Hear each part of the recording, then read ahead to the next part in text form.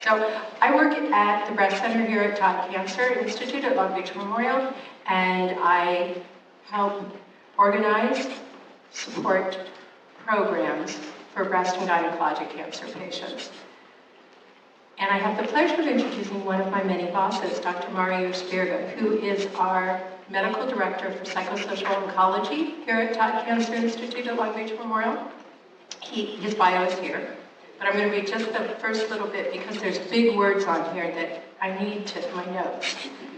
So we all know he's a psychiatrist who specializes in working with oncology patients, and he wanted me to make sure and tell you that he feels uniquely qualified to work with patients with all stages of cancer, including stage 4, metastatic, because he had unique teachers and unique training, and that's what he's here to share with you today.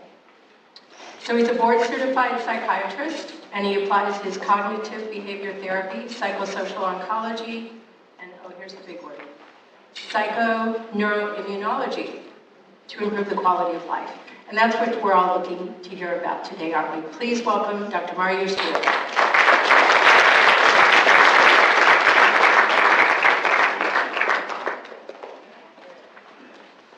Good morning. So it is really a huge privilege to be invited and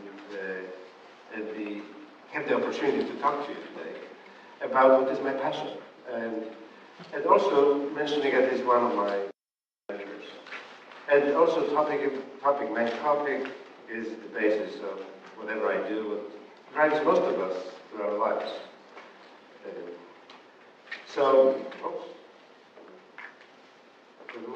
It works. So this is my mentor, Dr. Carl Simonton, thanks to whom I met Dr. Vicari. And that is how we tried to pinpoint when it was around 2000 when you first met.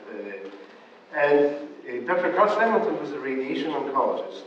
And you see, I was doing radiation oncology residency when I met Dr. Simonton. And it was my second residency. My first residency was pathology. And Carl was a radiation oncologist who in 1971 introduced a specific way of introducing cancer patients into mind-body oncology. He called it mind-body oncology at that time. Now it is called psychosocial oncology or psycho-oncology. And as a radiation oncologist, what he did, he noticed that patients did not want to participate in a protocol that he developed, in radiation therapy protocol that would decrease side effects and increase the efficiency of therapy. And he was surprised that people didn't want to participate.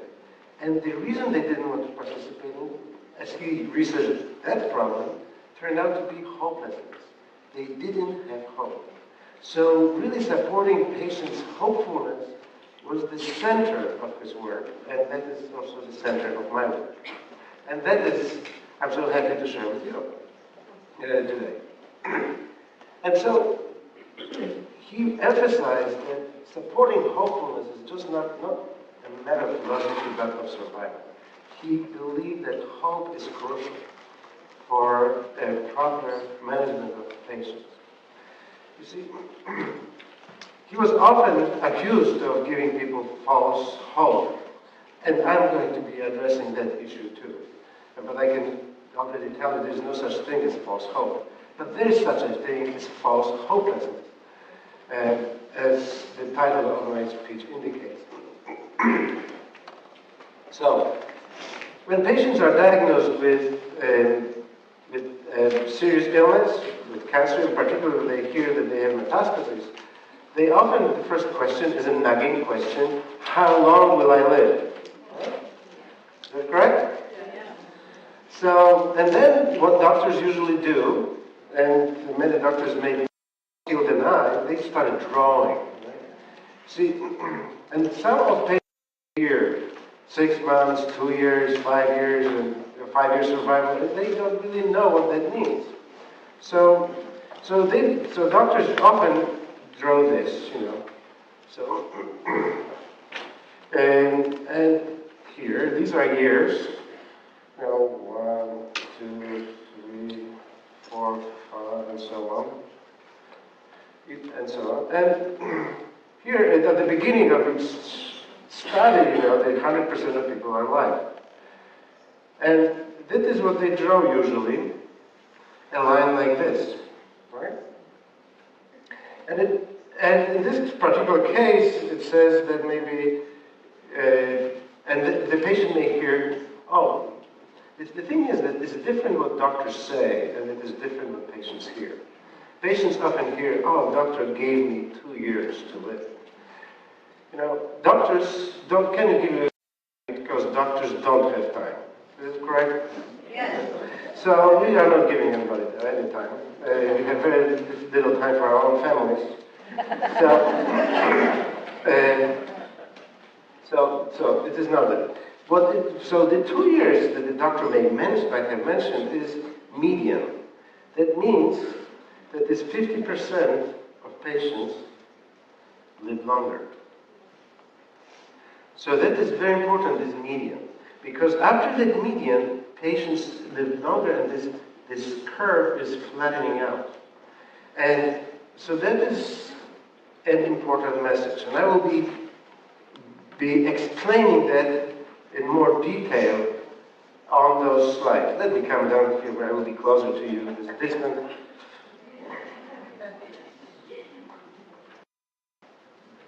Those of you who know me, you know that I don't like too much of the distance. I hope that Darren doesn't mind that I'm here. All right, so you see statistics. Mark Twain had a really nice saying, you know, statistics, they are lies, damn lies, and statistics. But you see, without statistics, science wouldn't be possible. And what we will be talking today is really scientifically based. So we need statistics. So the next few slides are based on the article that was written by Stephen J. Gold about median, which is the line that I showed, this 50%, isn't the message. Really, that we are focusing on the median, but it is really not everything there is. So here is nicely written similar thing. So this is the 50%, it is those 2 years. And then people hear, oh, 5-year survival rate, oh, it is, in this particular case, 30%. What does it mean? If I have already survived 3 years, right? Right? So am I running out of time the longer I live? You know, that is really important, because when I'm here, that means, wow, I should have died a year ago, right? You know, there's something wrong, and people maybe even, the longer they live, the more stressed they are, which is not healthy, right? Instead of enjoying themselves. So you are here, what does it mean? That means that you are here. Really. Your time counts from today.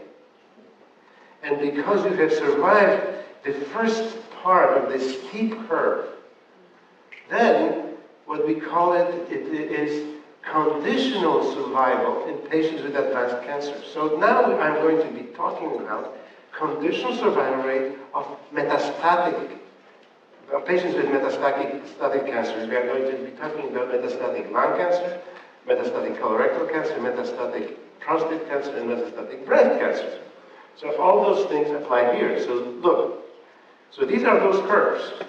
This is the curve of metastatic lung cancer. This is the curve of colorectal cancer. This is breast cancer. This is prostate cancer. And you can see that those curves flatten out.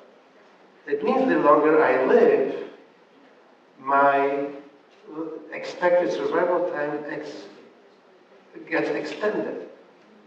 That is very important. So here, these are years survived, and this is expected survival time. So the longer I live, so here, since the diagnosis, the longer I have expected survival time.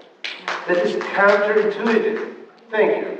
I know I was told that this is not good to show people too many curves and stuff, but at least one person, it was worth it. Thank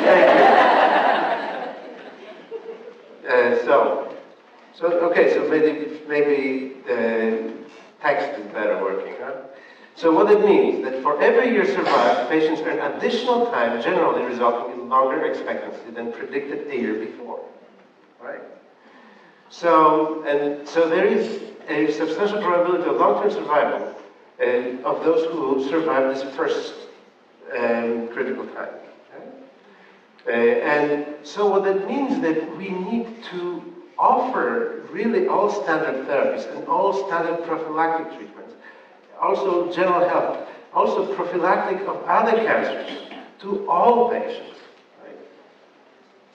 And also, so that is particularly those who had the worst prognosis, the longer they live, their median, this conditional median survival rate was really expanded, so their prognosis was improving.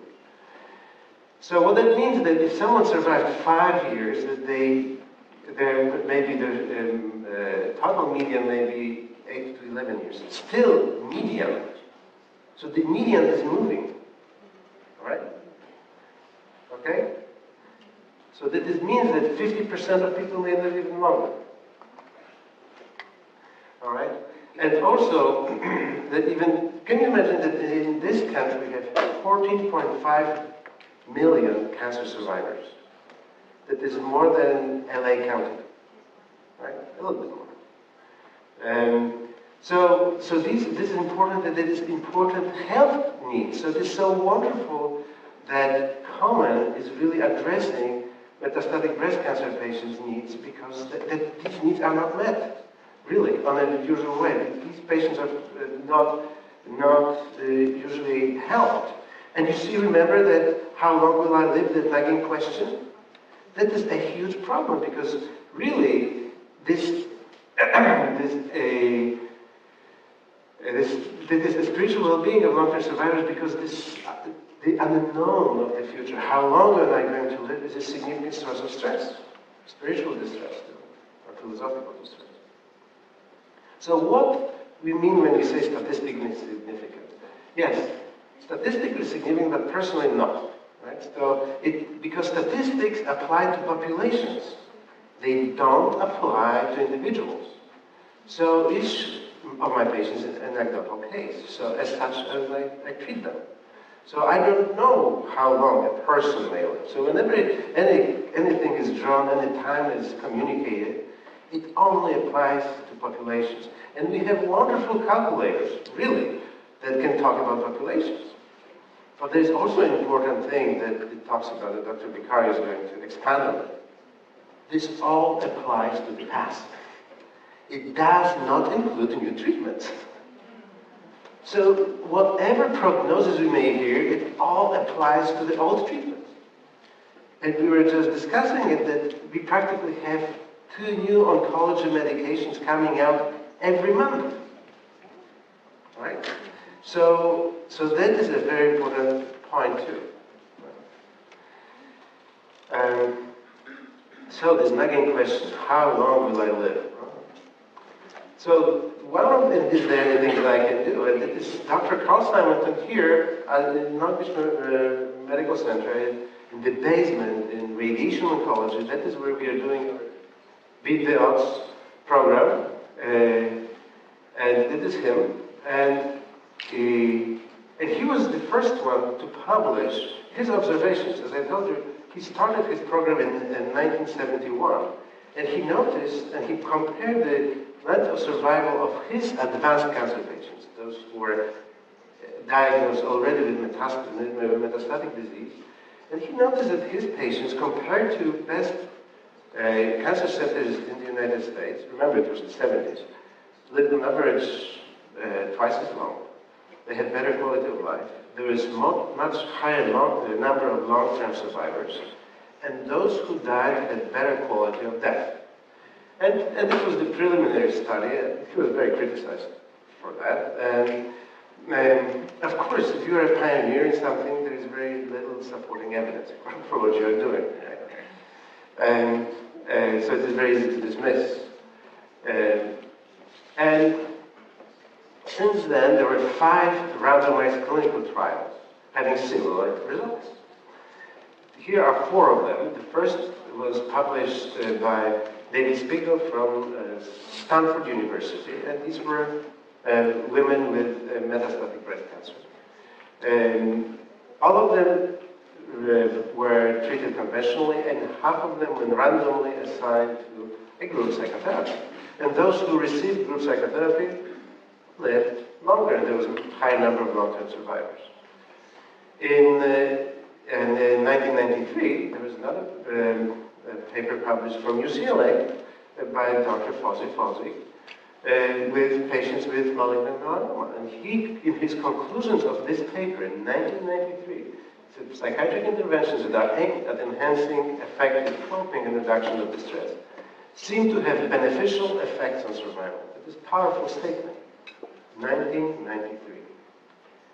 Unfortunately, there was no much funding for further studies, and these studies are very expensive. Right?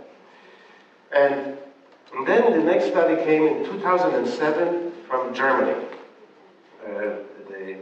In northern Germany, the city of Kiel, and Thomas Küchler published on patients with GI cancers, including liver and pancreas. And he had very similar results as Trump had. You see, Fawzi not only looked at survival and quality of life, but also looked at the activity of natural killer cells.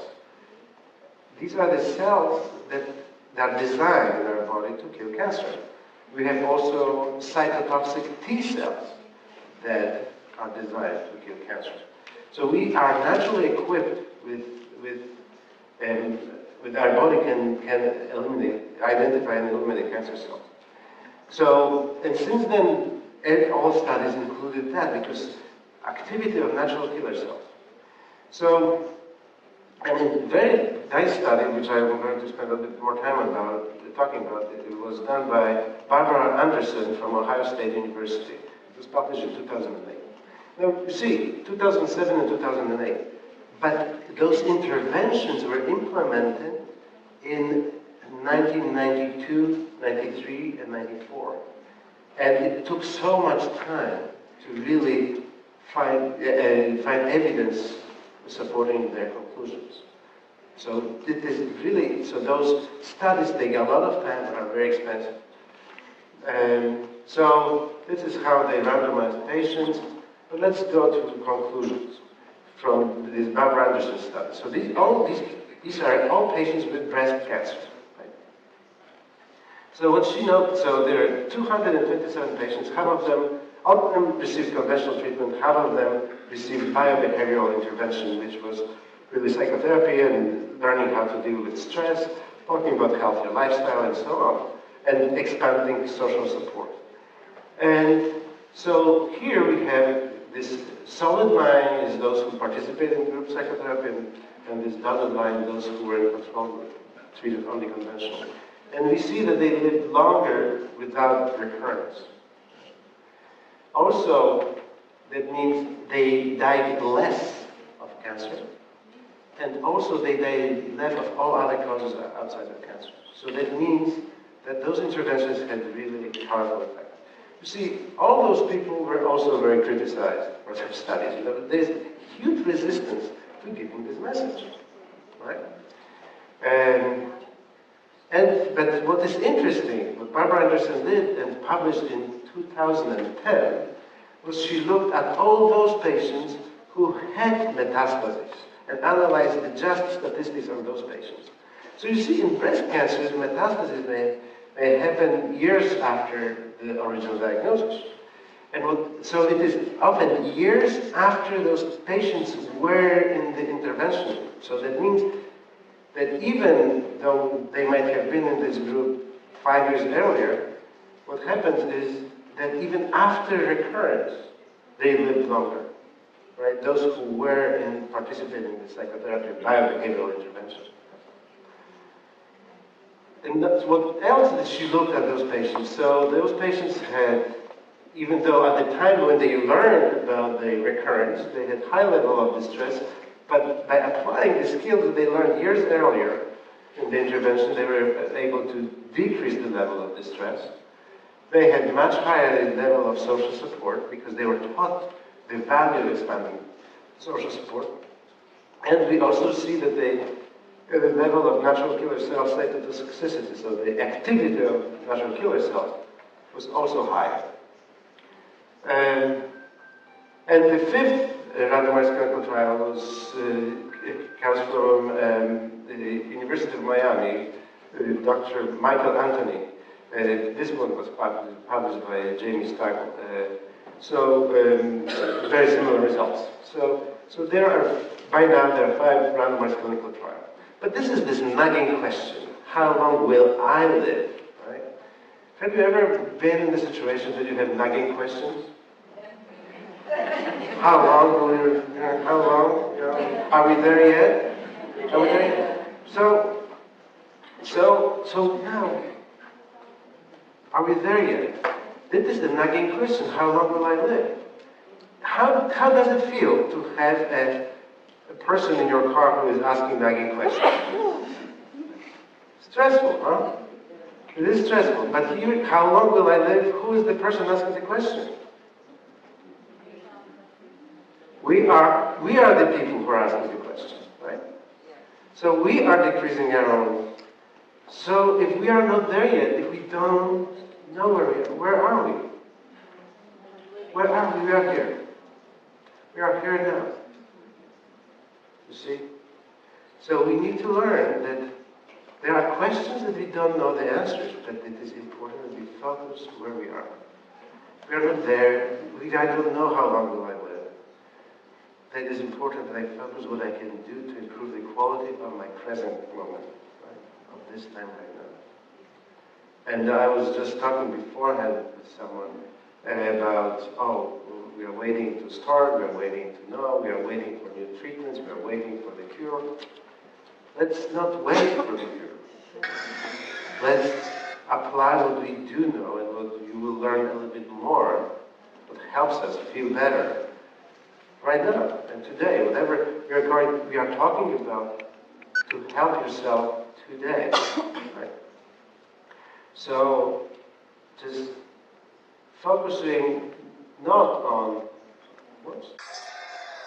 this question, but more on the question, how will I live? So now, and the central question is hope, right? Because I don't know the future. I don't know what the future brings.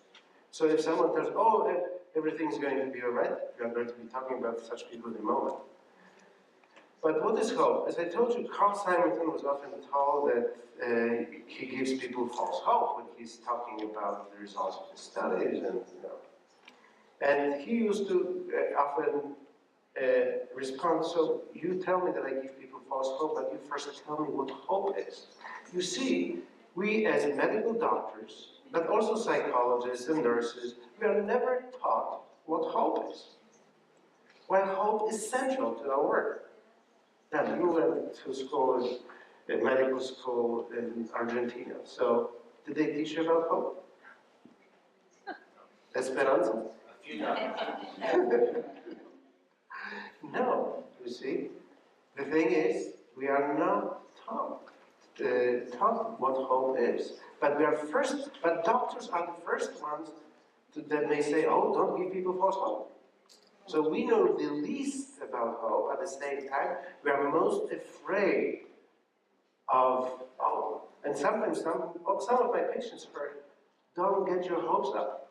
Now, if you hear good news, don't get your hopes up. So no, you need to keep your hopes up, right? So what hope is, and it's very easy.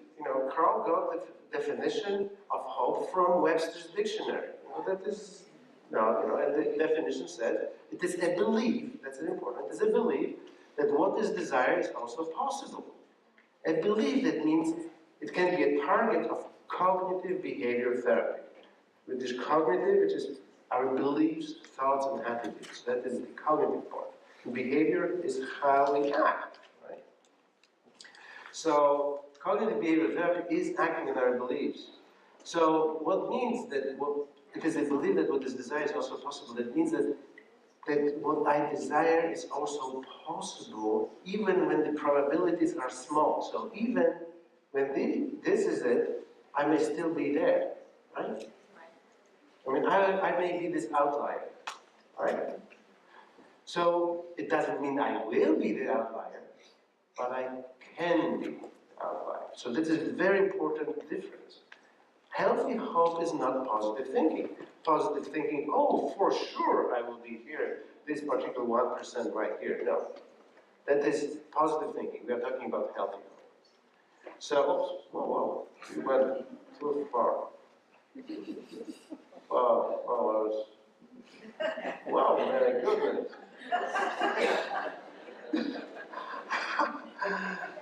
I still have time, don't I?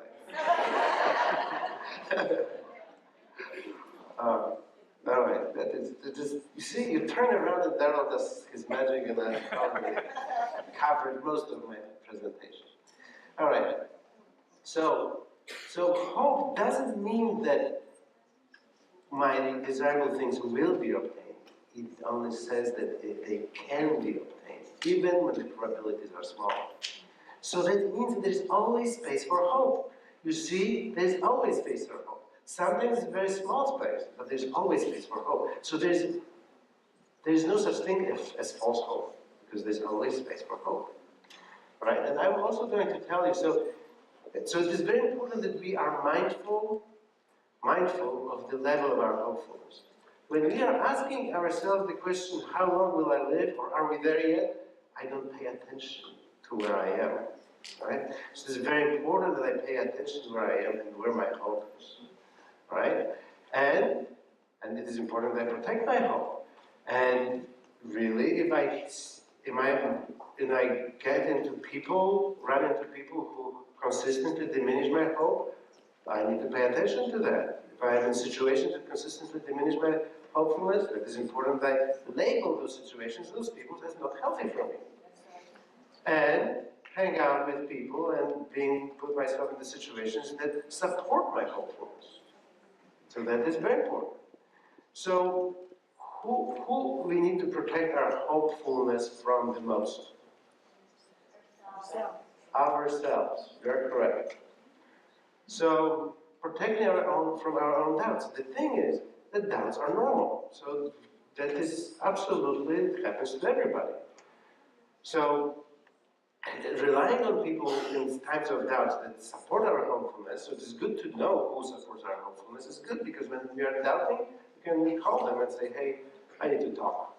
Or, for example, my hopefulness goes up if I go to the beach, dog beach, and I see how dogs are playing. As a matter of fact, that is very good for my spirit, you know. And so having doubts is normal, but if it becomes a habit, that is really something that is, as Buddha said, is quite dreadful. So that is very important. That is when we are becoming habitually doubtful, that is what we call false hopelessness. So what is hope? Hope is dynamic. We often think, oh, don't give people false hope, but people who say that don't understand that hope is dynamic, and hope is continuously shaped and refined. And it evolves as our lives evolve and our circumstances change. And so it is important we don't hold on that hope in a very rigid way, that we allow that hope to evolve. Also, hope is specific. So I may hope for many specific things. You know, for example, I wanted Dr. Vicari was staying at my home, and I wanted to have our fresh bread baked this morning for breakfast. So I was hoping that the dough is going to rise properly, and that we are going to put it in the oven early enough, and we're going to get it out early enough, and so. So I was hoping for that. I also was hoping that Darren is going to upload my most recent version of my presentation, because after seeing Dr. Vicari's presentation, I said, oh my, it doesn't look so nice, it's not as aesthetic and pleasing. So I was hoping for that, and I was hoping that we are going to get here on time, that I was hoping that there's going to be good attendance. So I had a lot of hopes. And I was hoping that people who are dialing in and on video live streams that is on Facebook, they are going to see us, and then Darren is telling me that I have to stand here, because so I'm captured, and so So we were also hoping that we would not be tethered to a microphone over there, and there he was able to give us. So many hopes, and some hopes pan out. Most of them pan out so far, because I still don't know how I'm going to be received at the end. So, and hope is not exclusive, and hope is in the present moment. So I'm always the most important hope that I have is the hope that I have now. Right? Not that I had yesterday. Yesterday's hope were helping me yesterday, but my hope today, my hope now, is helping me now.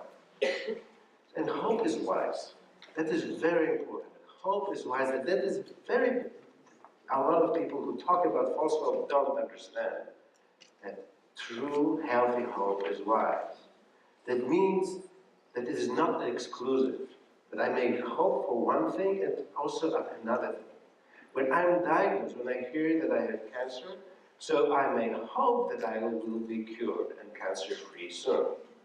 But when I hear that I cannot, or I see that I'm not getting cured, then I may hope that if I don't get cured, that I can be treated for a long time. And my quality of life will be good. And I may enjoy my life. I may enjoy my friends. And if I am in pain, then may be effectively treated.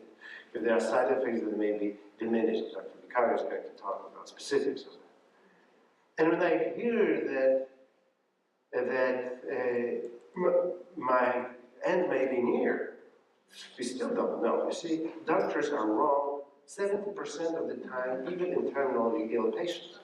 So, but if you see that things are coming to the end, hoping that this end is going to be as comfortable as possible, that hoping that I will be, for example, I want to be surrounded by people who love me, that I will have peace of mind, and if I know about it, I may practice my peace of mind, because you see, Epicurus, one of the hedonists, the philosophers that talk about joys and pleasures of life, he said that art of living well and art of dying well are one. Because it turns out that what helps us live helps us die. So the same skills that help me improve quality of my life, the same skills help me improve quality of my death. So that is incredible. So I may hope that, wow, the same hope that helps me live may also help me die. So that is also important, that if I'm living with hope, I'm more open to talk about advanced planning and my wishes. How many of you heard about 5 wishes? So that is a wonderful way of doing advanced directives. You see, even in fairy tales, they only give you max 3 wishes. And we give you 5. So it is important that we live with hope and that we die with hope. That is what Carl always emphasized. So what is the false hopelessness? So as you remember, the definition of hope was, hope is a belief that what I desire is also possible. False hopelessness is the opposite. It is a belief that what I desire is impossible, right? So, and it is very often in medicine. You see, it is the result of misguided efforts by practitioners, by us, yes, to protect people from false hope, which we said does not exist. So doctors create this thing that does not exist and try to protect the patients from it. And so, particularly the attitude of many doctors is that people should never have hope if there is a chance they will be disappointed. Doctors don't like disappointed patients. Because what do disappointed patients do?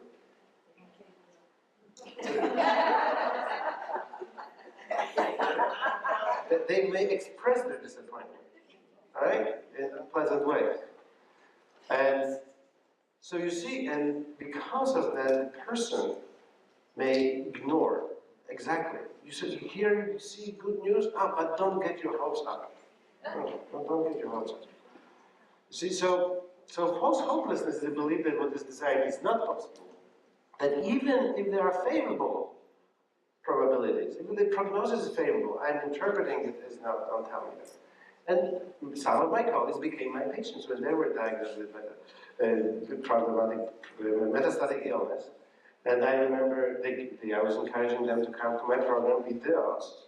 And they said, you know what, Mariusz, you can talk to your patients about it, but I'm a doctor, I'm a realist. I know how it is. No, those people, if someone calls themselves a realist, most likely they are not, right? Because you see, if you're rejecting the hopeful part of reality, you are not a realist, right? Do you know about this glass half full, half empty? Yeah? Those who think it's half full are optimists, those that are half empty are pessimists. But realists say the glass is full. Half of it is water, the other half is air. That is real. That is reality. So remember, there is nothing so dreadful as the habit of doubt. And false hopelessness is exactly it. But there is a flip side of that. It's conspiracy of positive thinking.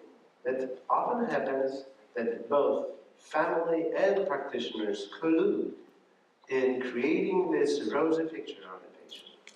And whenever the patient starts talking, oh, I'm afraid that I may have a recurrence, they say, no, you won't have a recurrence. Oh, I'm afraid that I may die. Oh, you will never die. You know? So that is very quickly, the person sees that it is not honest communication, right?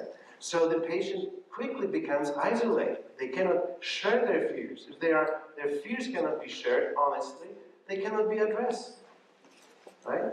Honestly. So that is a flip side of that, and patients' concerns are dismissed and invalidated. So as I say, having worries, doubts is normal. And you cannot run away from them by denying them. You need to look into them, where they are coming from, what beliefs are triggering those difficult emotions. And that is what we do in cognitive behavioral therapy. That is what we do in our program. So really, conspiracy of positive thinking is driven by this attachment to the outcome. I have to get well. You know, it has to be a certain way. It should be this way. That is the attachment to the outcome. And because I'm afraid that anything may threaten that, I go into, don't tell me about anything that threatens. I have narrow vision how things should be. But life is much more rich than how things should be or how we can imagine it. So we cannot plan for deterioration, or we don't have, so we are looking at death or health deterioration or recurrence as a failure. No, if we look at that, or we look at death as an enemy, that is, we are immediately on the lost position. Illness and death are parts of life. When we are dead, we cannot die anymore, and we cannot get sick anymore. So these are signs of life, really. You know, and I like what Mark Twain said. You know, I was dead for billions and billions of years before I was born, and I was least inconvenienced by it.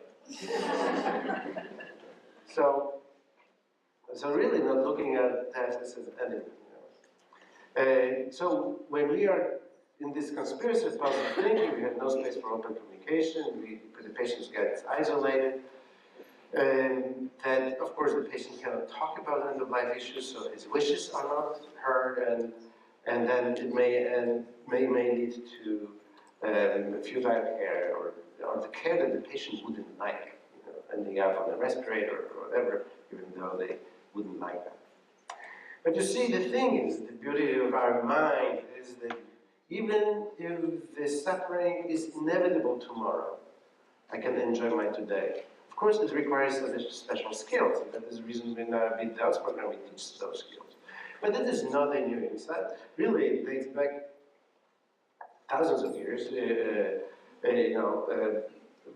Stoic philosophers used to say that people are not upset by things, but by the view they take of them. So it is not the fact that I am diagnosed with cancer upsets me.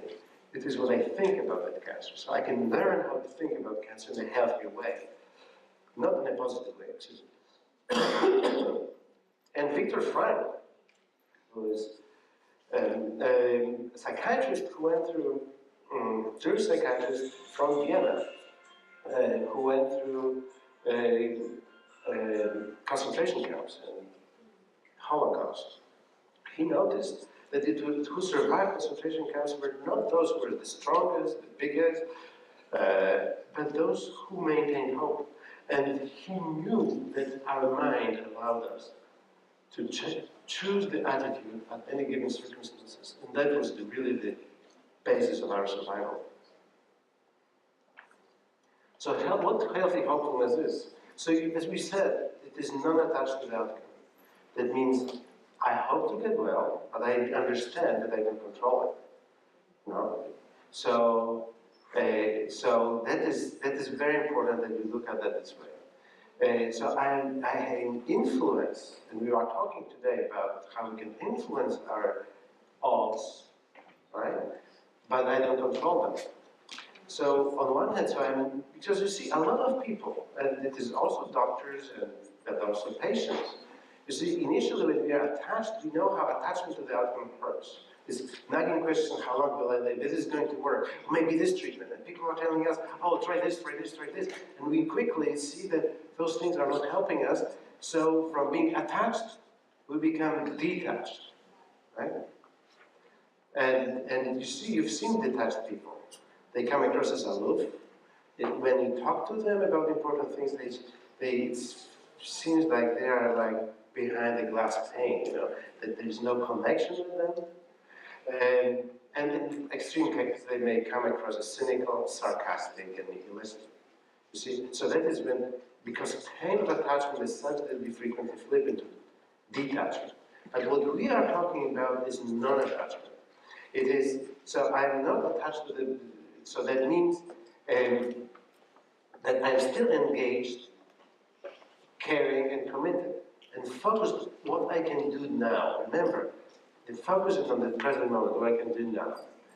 So, and planning for the most desirable and being prepared for the least desirable. That is very important. So, you see, when we are talking about hope, it is a very subtle thing, like faith, and very many definitions of faith, and hope and faith are related. But I like this one from St. Augustine, that faith is to believe what we do not yet see. The reward for this faith is to see what we believe, right? And this is very profound. So many centuries ago, he had the insight that cognitive neuroscience now has. How many of you misplaced your keys or thought something? So they were sitting in front of you, but you didn't see them because you didn't believe they were there. Have you had that experience? Yeah. And then someone says, honey, did you see my keys? Yes, they're here. I didn't see them. See? Because I didn't believe them. So such a concrete thing as keys. But we are talking about subtle things. So if we don't believe in them, we will not see them. So it is very important that we believe in them. Right? So what we do know, so is there anything that we can do to beat the odds? Yes, we can. The science is very clear. Reduction of stress. If we are depressed, we effectively treating depression and expanding social support. These are the areas that we definitely know that are very important for our survival. And also lifestyle changes. So remember, 1971 is when Carl first published his papers. They first started this program, 81 when he published his first paper.